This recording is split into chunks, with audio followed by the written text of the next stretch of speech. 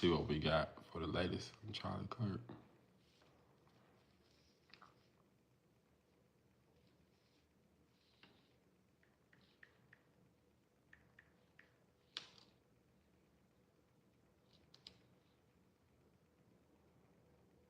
He got that 5 million followers now.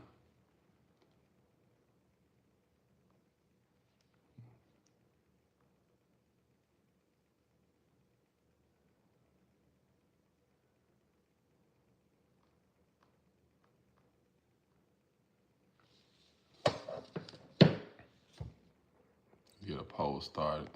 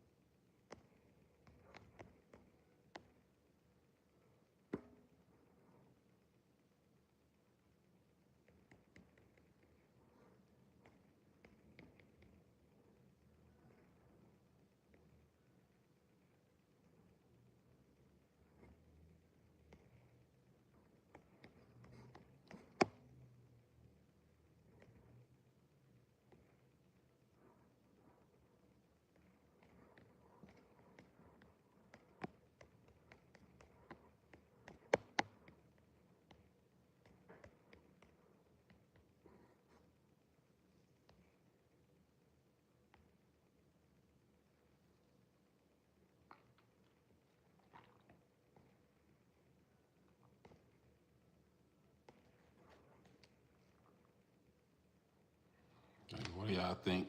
Got a poll. Let me know if you think he was a great man or you was not a fan.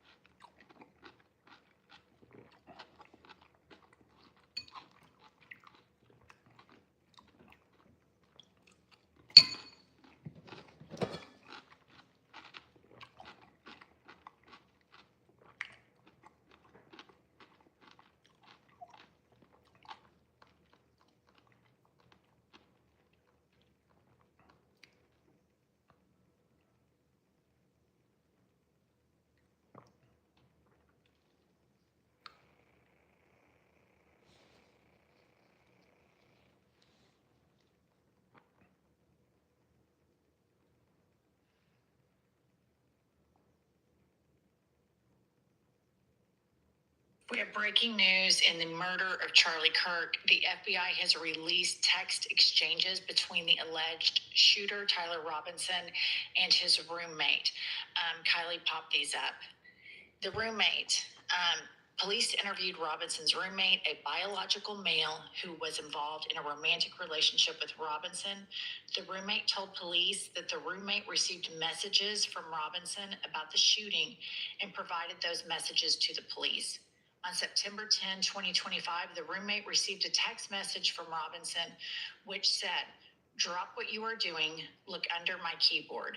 The roommate looked under the keyboard and found a note that stated, "I had the opportunity to take out Charlie Kirk, and I'm going to take it." Police found a photograph of this note.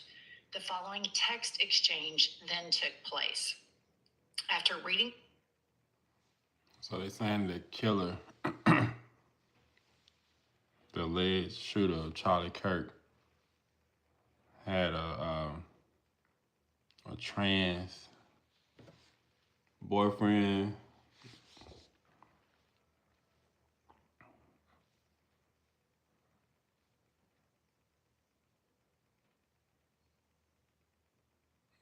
You say police interviewed Robinson's roommate, a biological male, that he was involved in a romantic relationship with.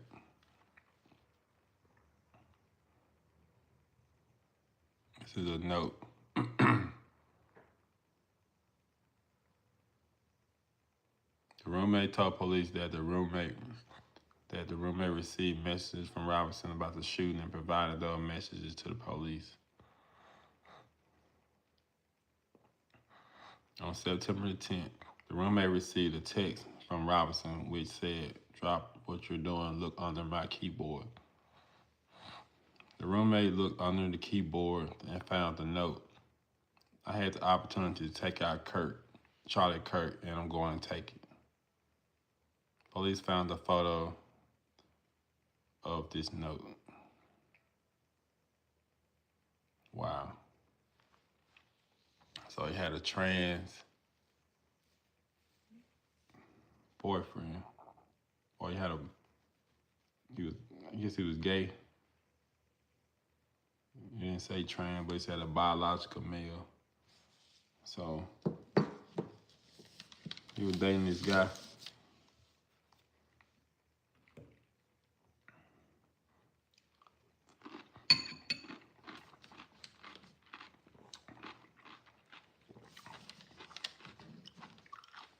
So what he trying to take the guy out for? I mean, because Charlie Kirk didn't care for, he talked really bad about trans and gays. Did he feel he was doing the roommate a favor by taking Charlie Kirk out? From the pictures and from his Facebook, his social media, like Robinson was well trained or well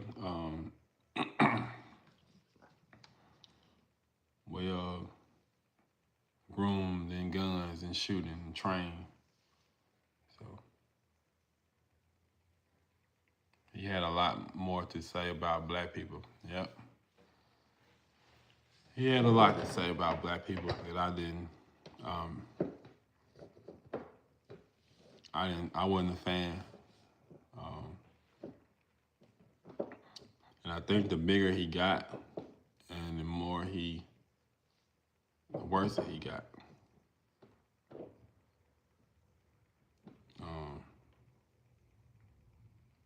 I see old videos of Charlie Kirk, and he was to me, he was a bit more well-rounded.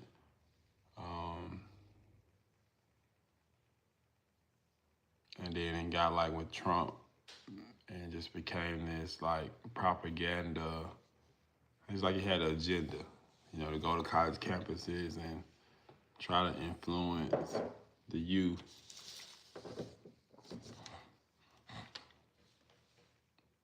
Spread out his propaganda and hatred. So I think in his latter years, he became more of this figure. And I think that to me, I feel like he was in line to be like if J.D. Vance was the run for presidency, I think he was like in line to be the vice president, or he's gonna be on in the cabinet. I think that's because he had so much influence.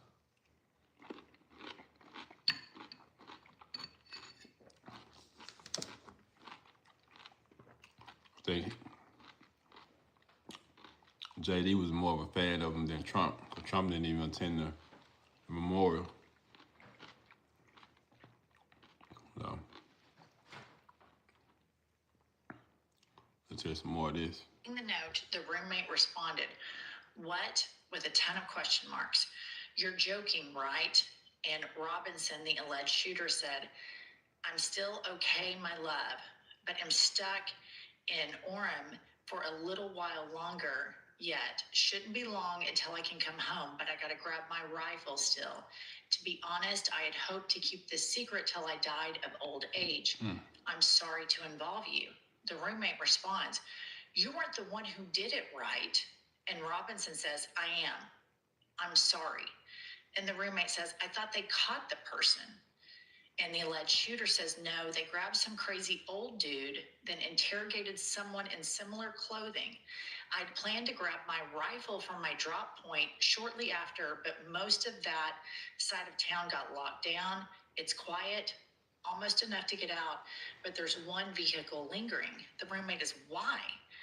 Robinson says, "Why did I do it?" The roommate says, "Yeah." Robinson says, "I had enough of his hatred. Some hate can't be negotiated out. If I am able to grab my rifle unseen, I will have left no evidence. Going to attempt to retrieve it again. Hopefully they have moved on. I haven't seen anything about them finding it. The roommate is still, trying to juggle with all of this. He says, how long have you been planning this? Robinson says, a bit over a week, I believe.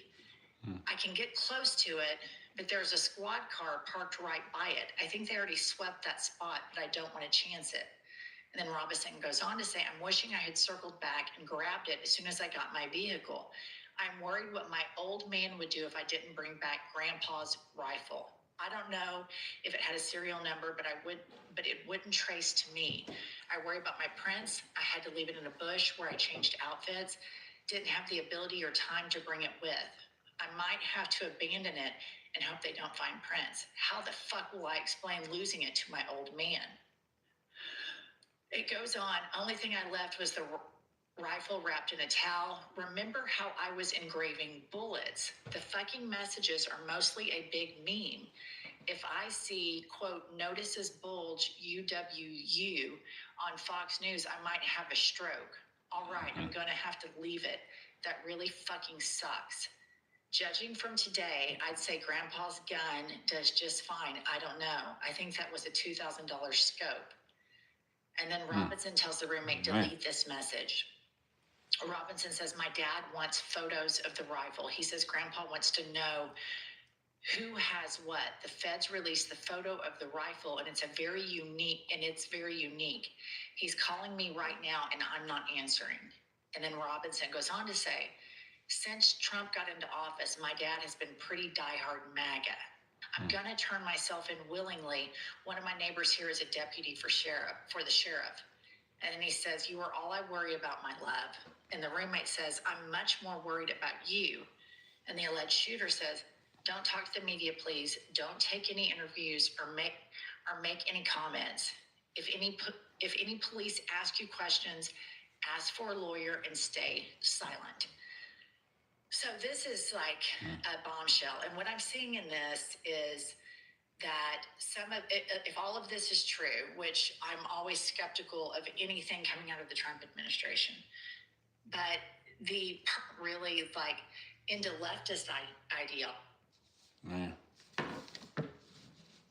So he had a trans boyfriend, according to reports. He had a trans boyfriend.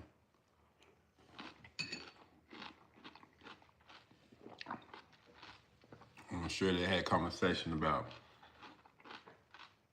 Charlie Kirk and what he would say about trans. And probably some more hatred things that he said. And he had the opportunity to kill him, and he killed him.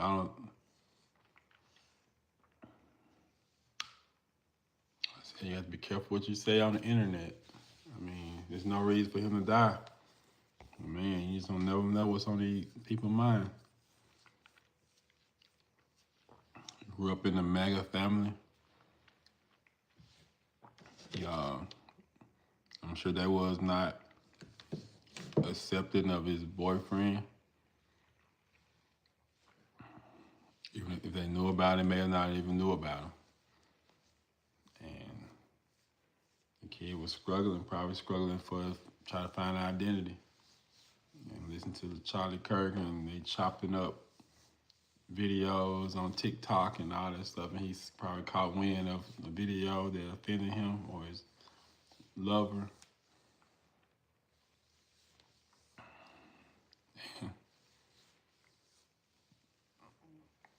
I don't know.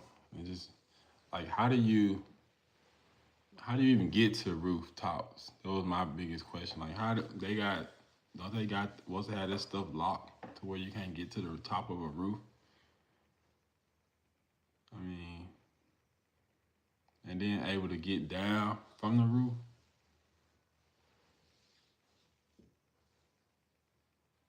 So it looked like he shot him and then he threw his rifle in the bushes.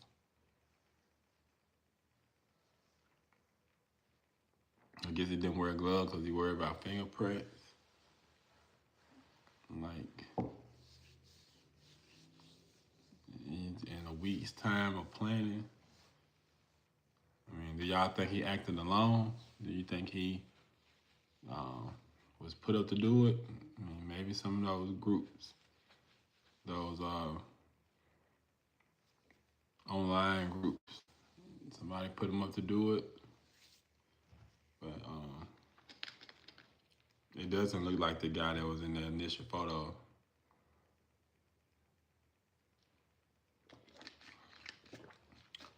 And then they end up arresting another guy first. Initially, I think they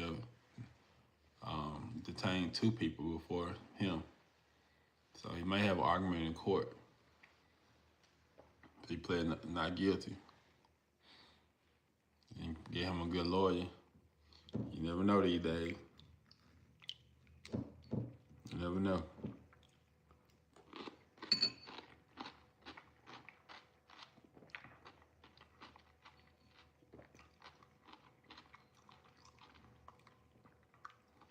I'm sure they're gonna have Charlie Kirk's funeral in probably the NFL stadium. Probably hold about 40,000 to 50,000 people.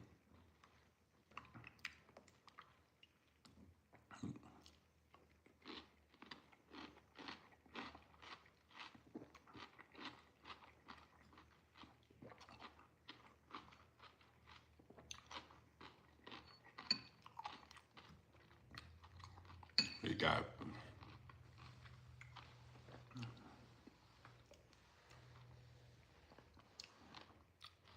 it's almost like Tupac.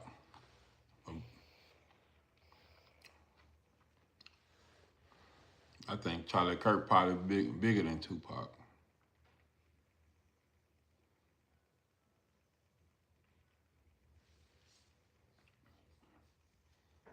Yeah, but it's like Tupac level.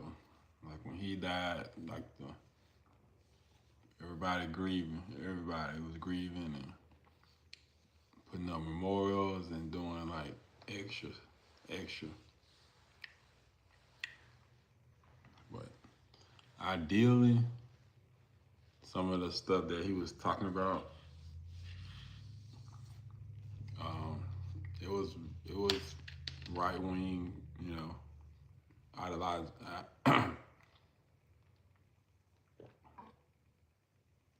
It was like right wing policies. I mean, right or wrong. I mean, that's what he was lining up with.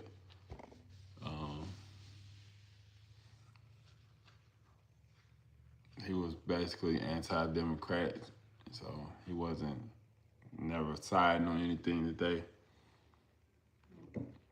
He basically went the opposite of what the Democrats stood for.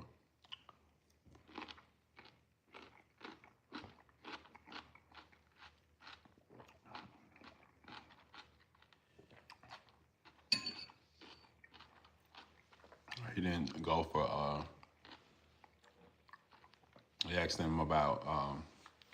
Let me see, free lunch.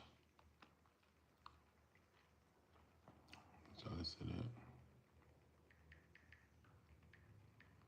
And what do y'all think about free lunch for the kids? I personally think at a minimum they should have free lunch for everybody. That's a good resource of our tax money just to go to feed these kids so they can be successful. Like these kids that don't have,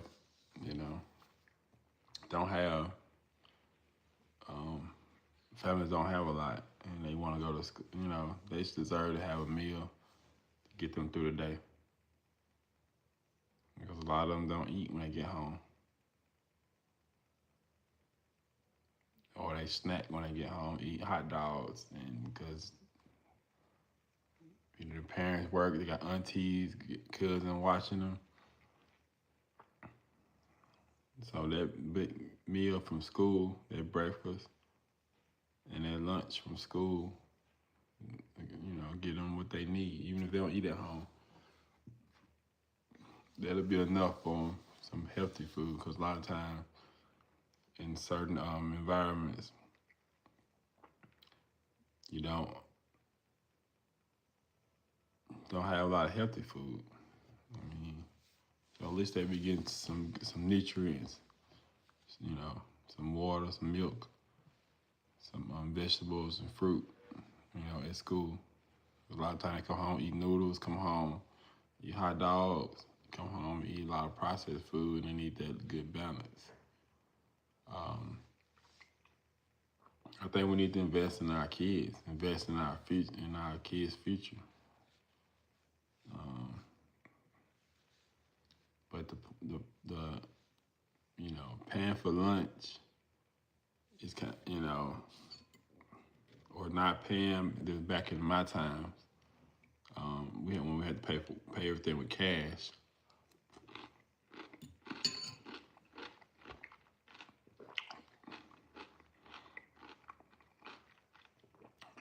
You can tell who the poor kid is and who the rich kid. Yeah. They used to judge you if you had free lunch. They would just consider you, poor. Y'all, your family poor. If you pay for lunch, they consider your family rich. But a lot of times, you can have two working parents and not qualify for free lunch, but to pay for your kids' lunch, put you, I don't say at a disadvantage, but, it make things a little bit tighter trying to pay for your kids' lunch because you don't qualify. So, but it's a lot of things that married couples and that don't qualify for it, but if the parent was single, then they would definitely qualify for it. So a lot of times, a lot of women don't marry or claim like they don't have anybody, and they file for single as a single parent and get a lot of benefits, but the man's still around, but they refuse to get married because you get married, then you're gonna get as many subsidies from the government. I know a couple that's she's able to qualify for a Section 8 home, a nice home. So it's not like she's going to live up in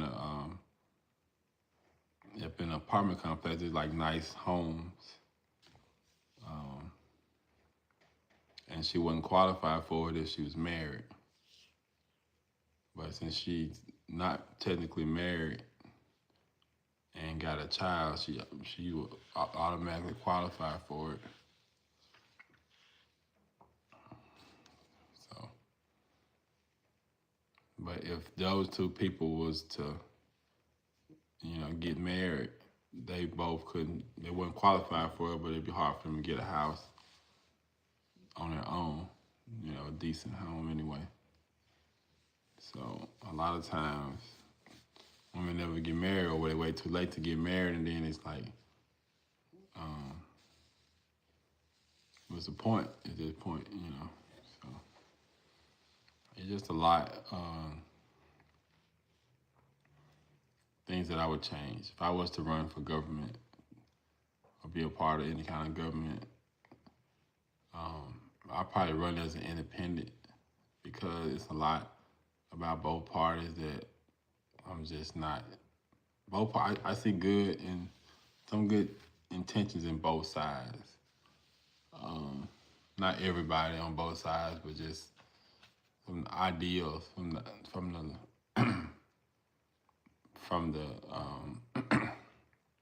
I can't even say the word, but from the ideas that both, like the intentions that both parties, I can understand. Like I can see where they're coming from. Like I can see the vision, but how it's brought about, I just had to do it differently than how they doing about doing it. But like the Democrats, they want like, justice, and they want things for everybody. Like they want a system where you don't have any billionaires and everybody, and money is flowing and distributing amongst all people, and Republicans want the money and the power into the top because they feel like the people at the top can manage and handle money better than if you give it to the lower income, the poor, then they would just misuse it. So that's the idea of the Republican and the Democrats, and they throw in a little stuff here and there. But the idea really is to keep the money into the billionaires and let them make decisions because they so-called supposed to be the smartest, the brightest people. And you got people at the bottom just trying to make it to the next day. They rob, stealing because you don't have anything, you don't have any food. So, and the Democrats want a society where everybody's treated equal and everybody and the money distributed so people will be out of poverty and off the streets.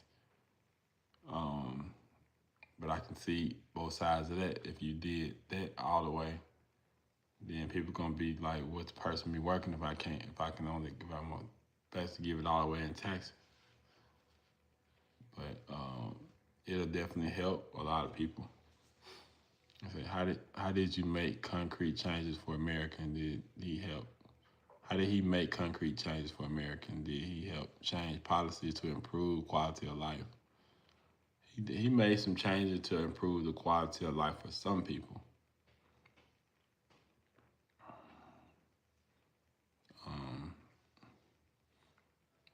Like a lot of projects failed, those failed. The Department of Efficiency, Department of Government Efficiency, those, yeah. That failed.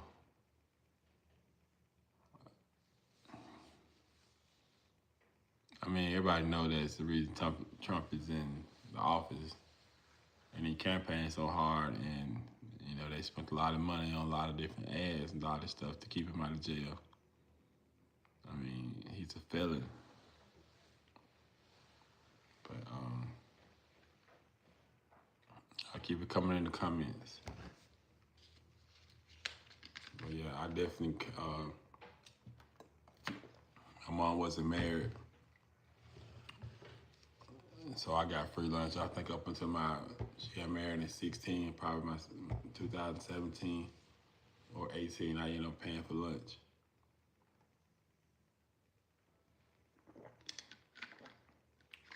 But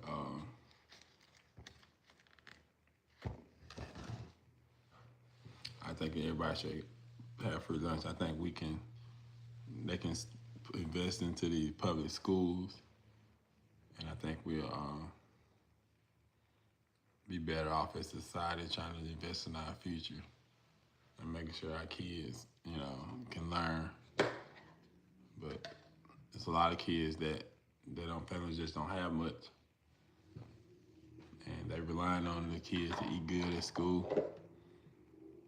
There's one less mouth they have to feed, so.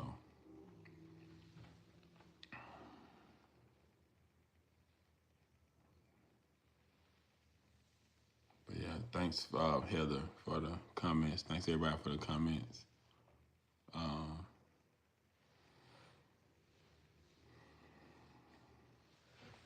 Let's see what else we got going here.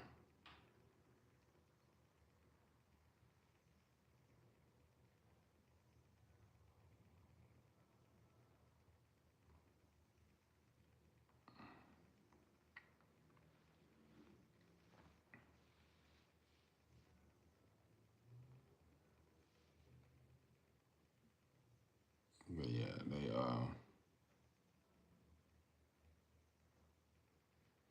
they assassinated the man. And I don't think, if he had a big boy $2,000 scope, he probably had it probably seemed like he probably aimed for the chest and it just ricocheted up to his neck. I'm sure he aimed for the chest or the head. I don't like you were aiming for the neck. So I don't even think he probably actually thought he can hit him. Probably was just gonna thought maybe that he was gonna get his attention, and maybe he had a bulletproof vest on. He was gonna aim for the bulletproof vest. I don't know, but I mean, I wonder if the Tyler guy was on drugs, because it just seemed like, how do you get up in the morning or feel like you can go out and kill somebody because you don't agree with him? Yep, he said a lot of messed up things. Trump said a lot of messed up things. Kirk says a lot of messed up things. And you see him out on the street, you might want to fight him, either one. So, just a lot. They're going to be talking about him clearly for the next couple of weeks. And it just kind of distract him from everything that the Republicans trying to do. I kind of think they're using JD as a prop. But pray for his family, pray for his loved ones, supporters. Maybe they get somebody else in that try to bring us together. I mean, I know trying to bring people away, you get a lot of comments. And so I just want y'all to be safe out there, be careful, show love.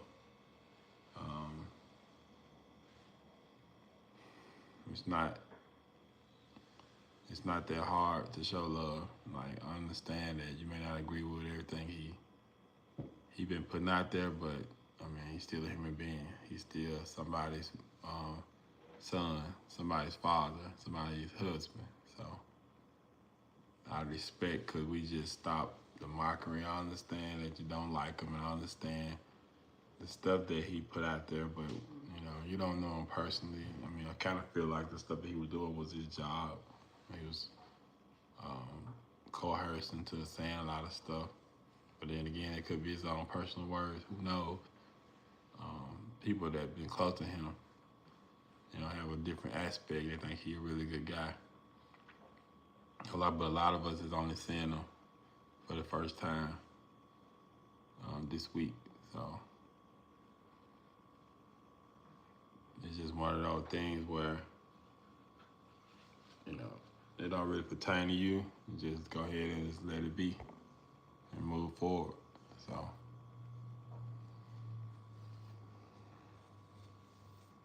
we got 58% say he was a great man of God, and we had 42% was not a fan. I don't know.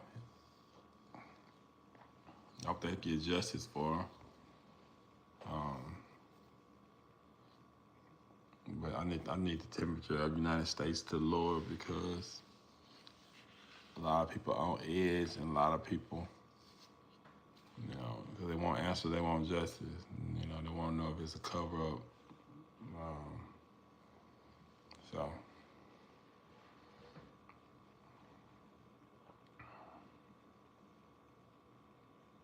But yeah, he had a trans boyfriend that I'm sure his parents would not approve of. And I don't know if he was trying to impress her or him, or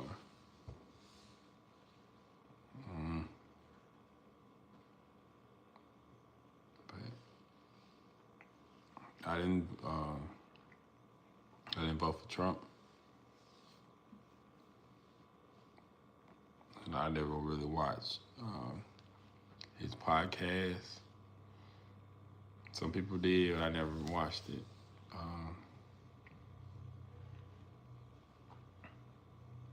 I say some good messages, and I saw some bad messages.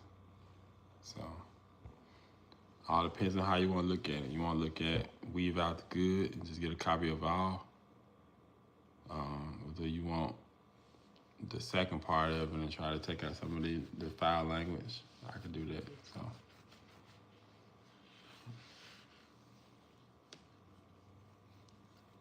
But yeah, rest in peace, Charlie. Stay tuned for part 4.